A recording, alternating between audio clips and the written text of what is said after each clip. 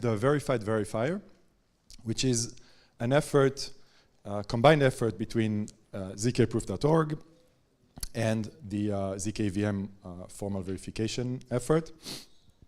This is a few words on what we're trying to achieve, giving motivation, and trying to explain what is the difficulty of proving an end-to-end formal verifier for or formal verification of a zero-knowledge proof verifier.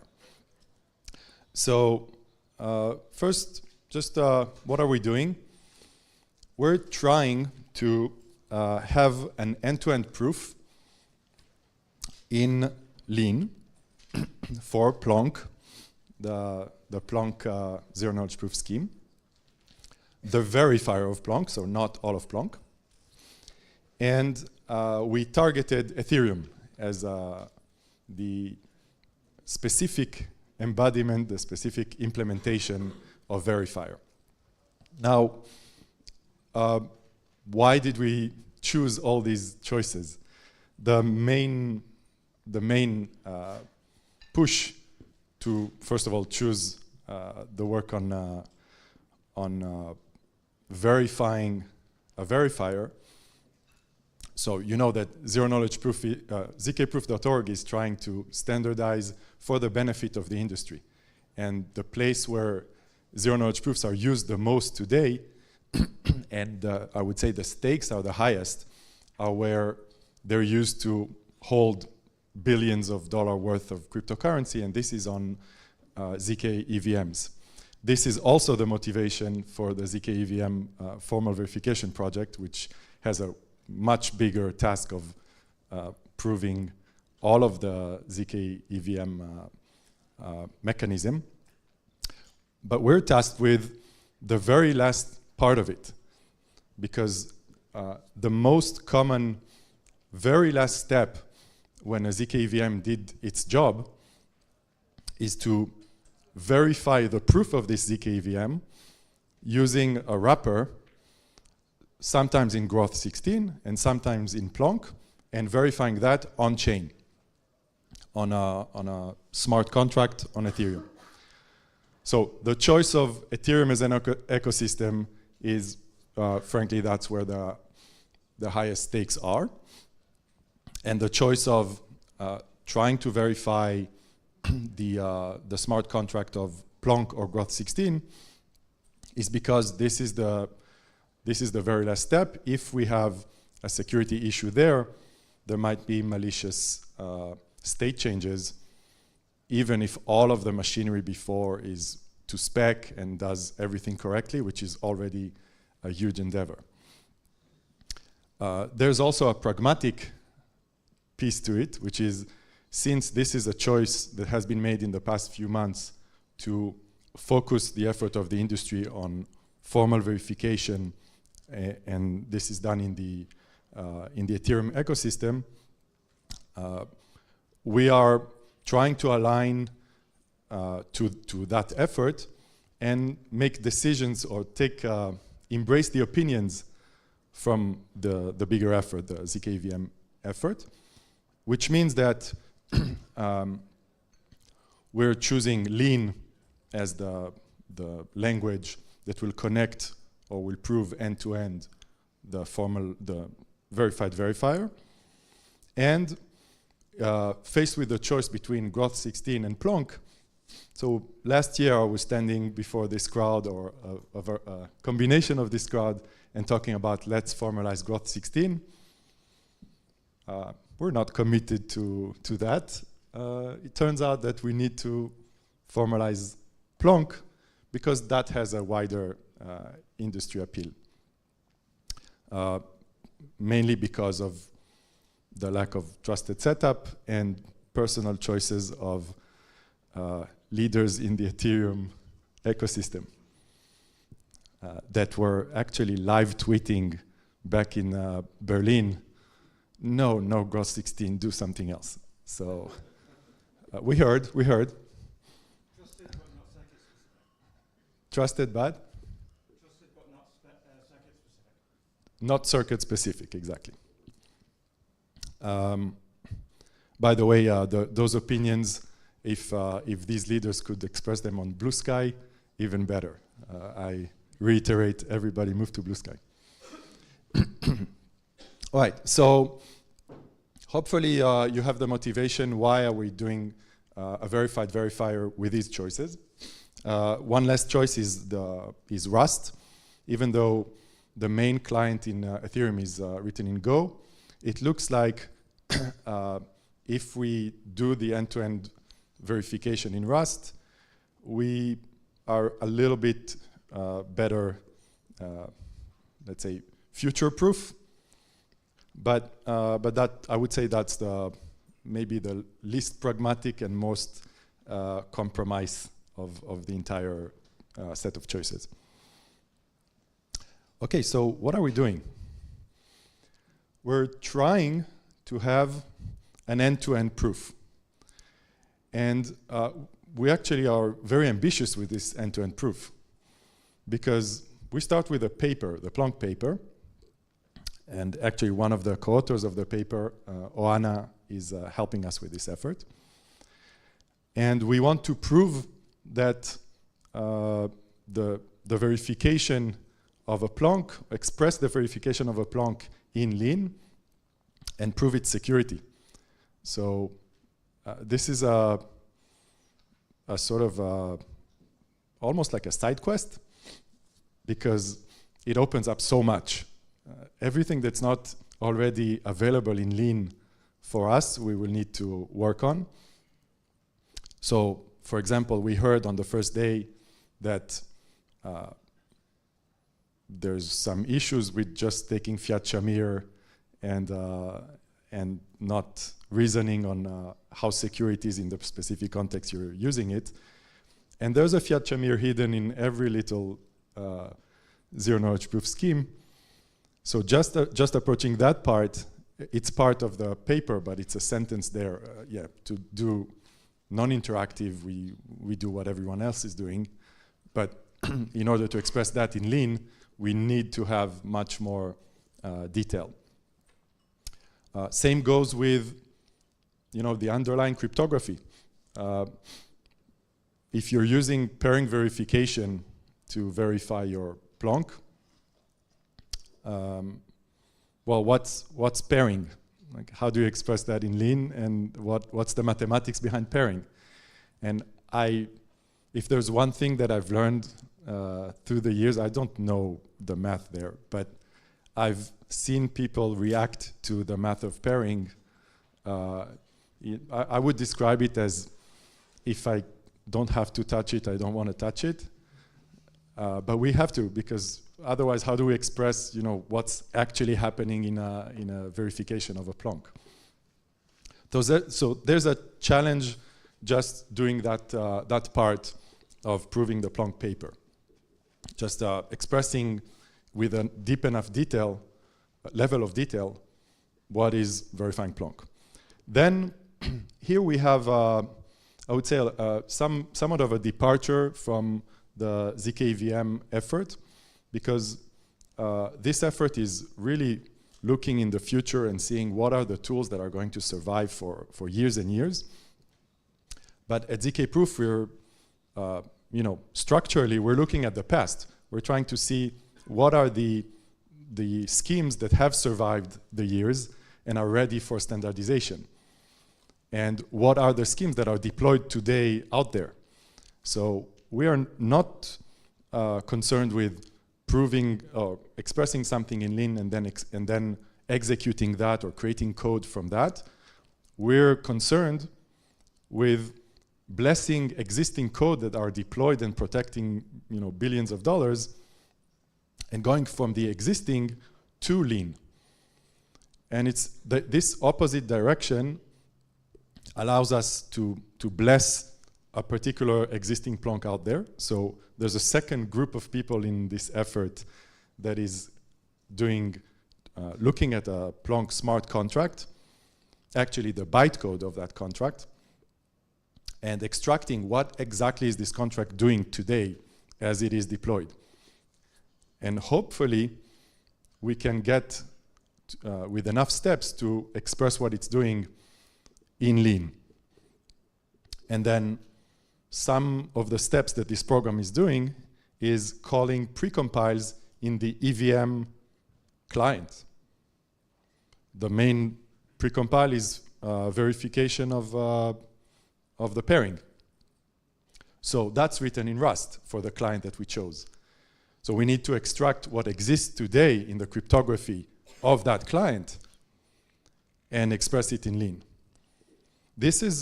None of this is easy or trivial, and there's teams of people that are going to be doing this for the next few months. I hope we'll have first results to report in the next few months. But there's an additional step, which is, okay, well, all these extractions from the paper and from the existing Solidity and the existing Rust code, are they all doing the same thing? Like, is this pairing, implementation and the cryptography behind it, is this what the PLONK paper was talking about? And we're hoping to connect all of this with a backbone of Lean. It's a hope. We hope we can achieve it, but it's not clear that it can be done. So there's an element of novelty there, not doing end-to-end verification by visually comparing extractions and thinking, well, they look kind of the same, so it's probably doing the same thing, but trying to really express the entire existing code in the bytecode of the Solidity program and the precompile, and seeing that it indeed performs a PLONK verification. So if we are successful, the first outcome of this is that the industry can start trusting the chosen PLONK, right? And this is a little bit what ZK Proof is trying to achieve. We want to pool the efforts of everyone to a goal that is, let's say, non-controversial in the sense that many industry actors would be using the outcome of this work. And we're trying to do it in a way that creates a sort of playbook so that if others want to formalize other verifiers and other proof systems, well, we set a bar on what it means to be a verified verifier.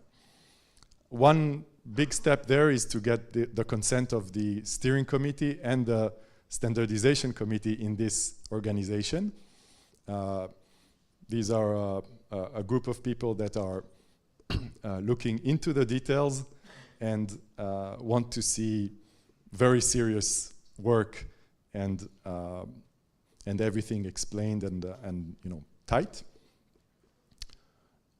And if we reach that, we'll have first, I would say, de facto expression of the standard out there, what is protecting today a lot of money out there in Ethereum, and maybe the story for the next schemes to do the same work.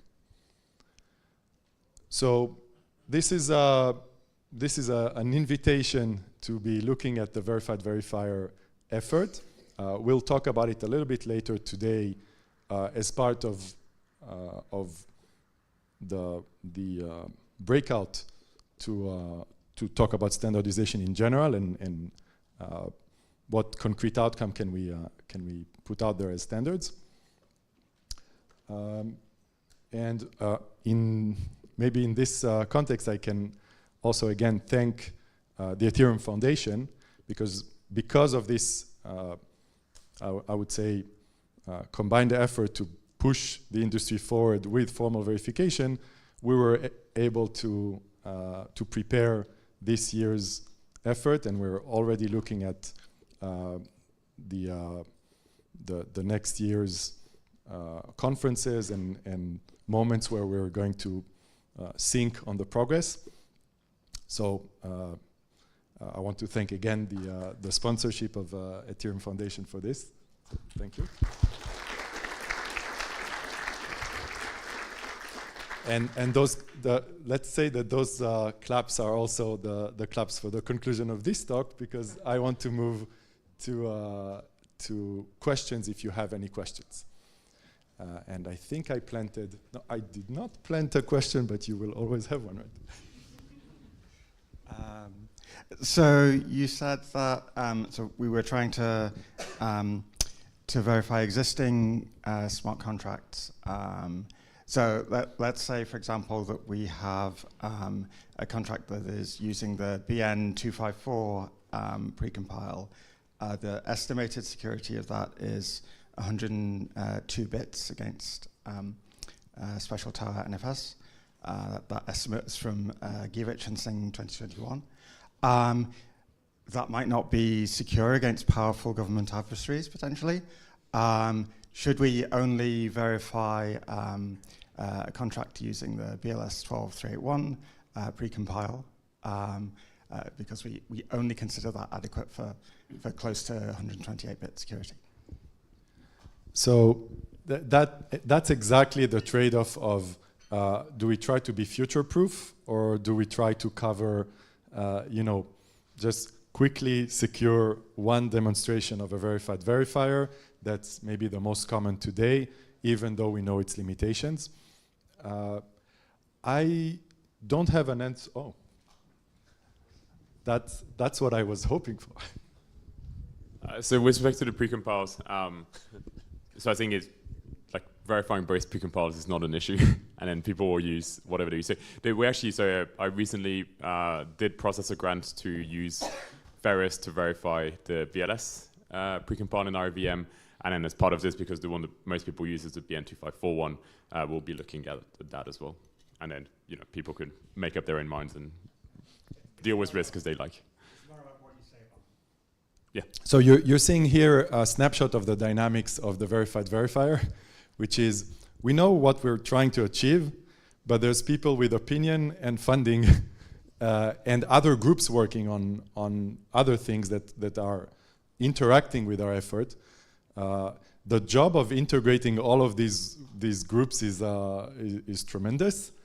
I'm very happy that we're kind of a leaf in that tree and not having to do too much. But even what I described in this graph, there's 4 or 5 teams that would be working on this and need to coordinate between themselves. So we're happy to offload that part from the wider coordination. But the short answer is there's many opinions that we can adopt on the fly. One big one is which PLONK?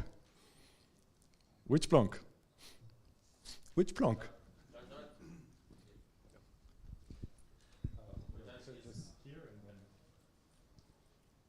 Oh, yeah, I just wanted to ask, kind of like at what level is there, or what level is the plan to verify the pairings? So will you be considering like abstract pairings, or is the idea to consider particular instantiations of pairings on curves? Particular instantiation, and not just that. I think list authority is going to take some of that work. We're probably going to be contributing to the lean math library in doing so. So this is going to be reusable for. Yeah, I was actually just about to say that, because a non-trivial amount of stuff that goes into pairings is also going to be useful for Kevin Buzzard's formal verification of Fermat's last theorem. That's our hope. That's our hope. It's kind of the overarching theme of ZK-EVM FV is that we're multiplying the goals, and one of the goals is to be also useful generally for mathematicians. Alex, you want to add to this? So with respect to Kevin Buzzard's FLT project, one current issue with a lot of the elliptic curve things in MATLAB is that they're not very computation friendly. And Kevin Buzzard, for his effort, would probably not care that much about this, but for us, we'll have to obviously work a bit around that, and once we have fixed plans in place, we'll determine exactly how to do this. Thank you for the overview. I just want to advertise one thing that came out of the, I mean, this really resonates with what we've been doing in the HEX workshops for the past couple of years, of course. So I think that's great. So one product that came out of that is the HEX spec language, which precisely does what you're trying to do. So standardization of protocols using Rust. There's currently backends in F-star and Rock, but adding Lean would be really really simple, and I think that would fit greatly what you're doing. So I'm wondering whether the standardization that you're using also considers standardizing reference implementations or code. So I'm not a part of the HEX group, but there's a lot of overlap, and we tried to do to have this conference sort of in tandem with HEX and play with the topic so that we have all of you guys that were in HEX in the past 2 days join us. And zooming out, the tools there are probably very useful for anyone doing this type of work.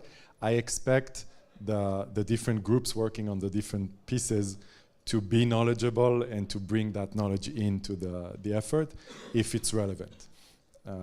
We're trying to have a scope that is feasible in about 6 months, which is to say the engineers in the group talked about 3 months, so 6 months. Yeah, I don't want to scare anyone. So, and so if those tools accelerate us, fine, but the instruction is basically pick what you are the most comfortable with that does give us a sort of lean backbone at the end, and that is not pre-disqualified because it doesn't fit some other constraint in the wider ZKVM world. So if they're aware of those tools and they're useful, they'll be picked up. Yeah, thanks. Any other questions? Over there. Thank you. So 3 years ago, if you ask someone to formalize cryptography using Lean, most of the people say it's impossible because you have to do so much previous work that make it unfeasible, and Isabel and other proving systems were kind of the way to go. So I guess Lean 4 changed that, or why we are so much into Lean now? Thank you. There's a previous iteration of this slide that had the word EasyCrypt all over the place, and we actually have a sort of advisory group from I don't know if I can say this like this, but we had an advisory group. We have an advisory group from EasyCrypt that have a button that says "I told you so," that they can press 5 times over the project, but not more. Every time we're gonna hit a wall with Lean being a little bit difficult to work with, they may press that button, but only in a constructive way. Like, tell us what exactly we need to learn from what you've already done 10 years ago in EasyCrypt, and we will re-implement it for the benefit of the Lean community if we can. So this has baked into it the work of figuring out that part. Yes, cryptographers have their preferred tools, but also those tools are known by the cryptographers that wrote them, which is 5 people on the planet. And there's only one button, right?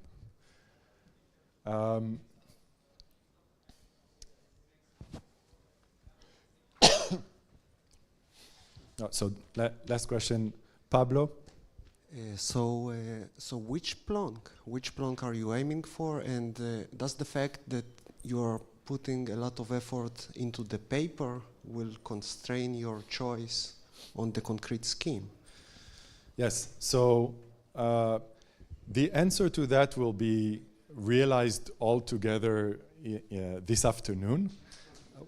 We are leaning to vanilla PLONK, just because it's a good basis. I had a back and forth with Dara Emma about is it vanilla PLONK with the security bug that was there, or is it vanilla PLONK with the iteration that solved the problem?